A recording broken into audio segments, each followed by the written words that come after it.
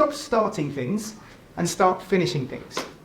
Right? Nothing else is getting started until we're finishing more things than we're starting. Very briefly, this is Scrum. In Scrum, you've got 2-week sprints. You've got a Scrum Master, who's kind of like the project manager. You've got a product owner, a Scrum team. You've got stakeholders, and then you've got what's called a product backlog, which is kind of a list of all the things you're going to work on. We're going to touch on all these things as we go. You've got sprint planning. Then you've got the sprint backlog, which is like what we're going to do in the next 2 weeks. The cadence, so how long that thing takes. A daily stand-up, which is a very powerful tool to just get everyone together and find out what's going on. And then a demo at the end. Another tool, Kanban. I'm going to talk about it when it comes to personal productivity. Kanban is about visualizing the work. Right? And again, it's there as a tool. And it's very simple. All you got to write down is things we're going to do, things we're doing, things we've done.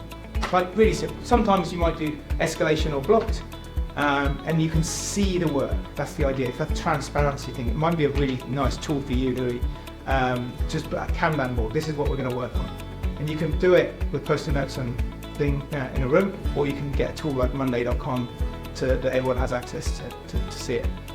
Visualize the work. The key thing here, and it comes back to your point, Cameron, about multitasking. Was it my point when you were talking? But minimize the work in progress. Or sorry, what's the word? Optimize the work in progress. It's not minimize the work in progress. It's doing the right amount of work.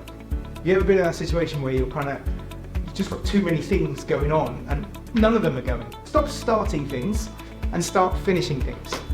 Right? Nothing else is getting started until we're finishing more things than we're starting.